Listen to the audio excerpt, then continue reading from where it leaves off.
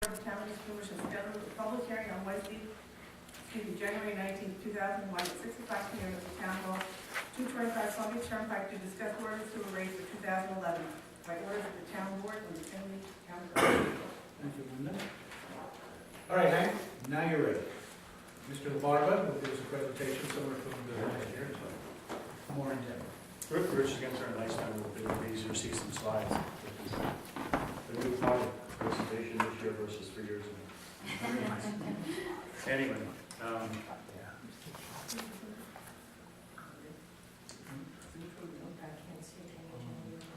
I gotta turn the power on. I got it, that's good. It's slow.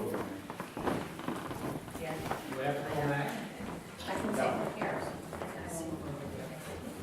There you go. We're good.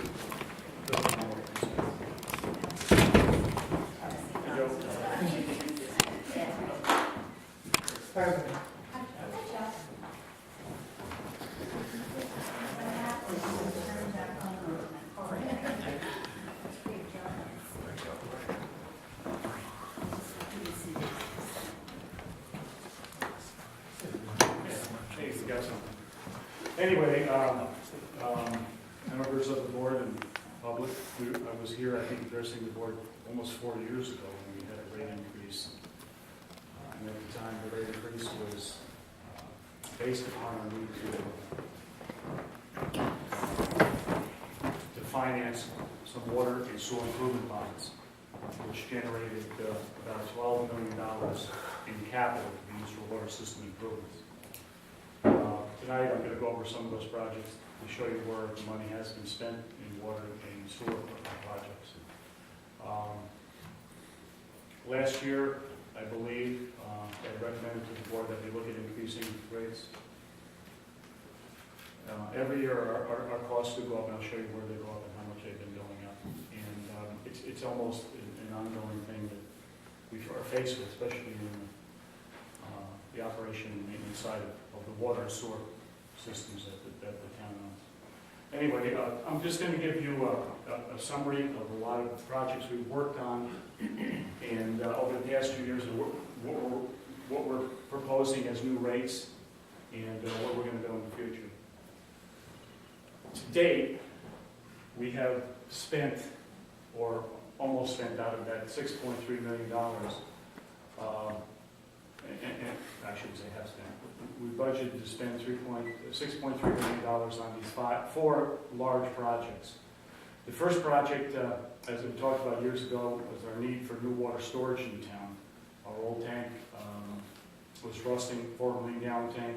It didn't provide the health department standards for storage. The second project, emergency bypass pump. We have a pump station in Troy that pumps water about 7 or 8 miles from Troy to town. We lost power one year, and there was no way we could get power.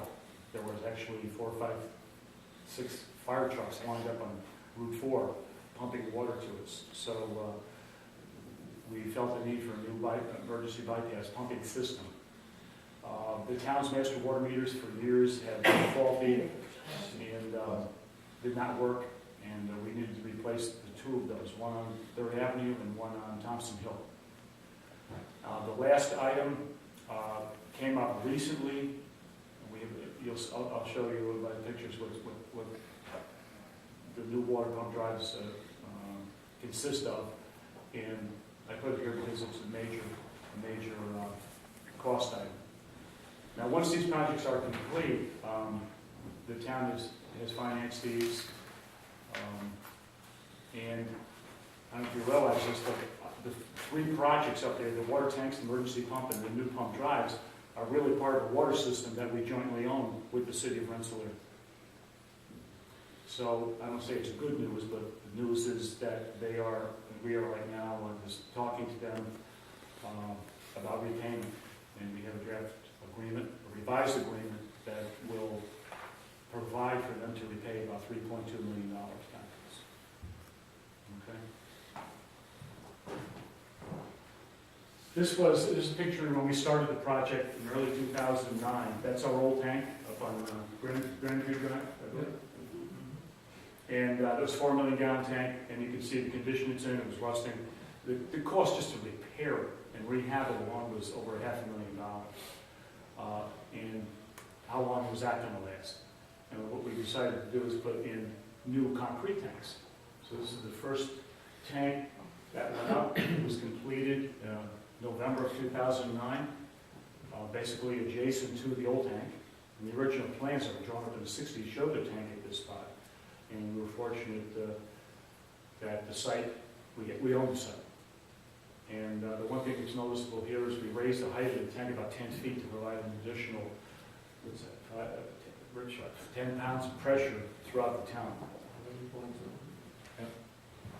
And then this year, I didn't put a date on it, but this, I took this picture like 2 weeks ago. We've recently completed the second tank, and now we have 10 million gallons of storage. They're both basic, I say full. We try to keep them full. During the day, there's pumping from the city of Troy, and the city of Rensselaer also gets water from these storage tanks.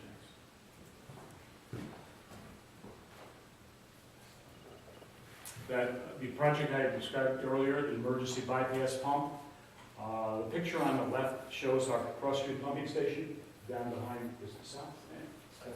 South Tavern in Troy on Cross Street. That's the blue building. We jointly own that. The building next to it was just recently completed, and that houses the bypass pump and valving, et cetera, that you see on the right. Okay? Again, if power had gone out, and has gone out in the past, we're literally without water and had to rely on our storage capabilities.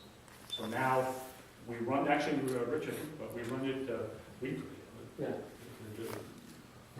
We run the pump weekly, and this thing can pump 5 million gallons a day. Pumps, how many? 2,000 gallons a minute. It's really a monster pump. It runs off fuel oil, so it does, it's a standalone pump. As part of this. Diesel-driven pump. It's just a monster engine, 4 tractor trailer type truck engine. We also did some modifications to inside the building to the valves. I didn't bring all the slides along. I could have, but we were here for about 2 days. We improved some of the valves inside the building too. And so this station is online. Now the station is operated, by the way, by a full-time person operator who is employed by the city of Rensselaer. We pay half his salary and benefits. And then we also had Ken Hardy, and now Tom Kennedy goes down there. He fills in. And the gentleman can't work, or takes a day off. This is a shot of the pumps inside the building, the existing pumps, pump drives that I was talking about earlier. This facility was constructed, again, original 66, and those are the original pumps.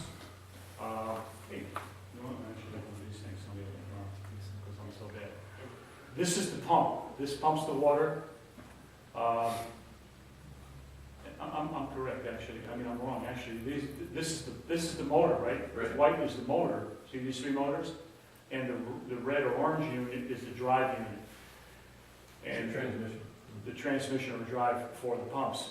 You just, with pumps that pump 900 and 500 gallons horsepower, 900 and 500 horsepower on pumps that pump 1,500 gallons a minute. You just can't turn the pump on like you do your sump pump. The pump won't pump the water.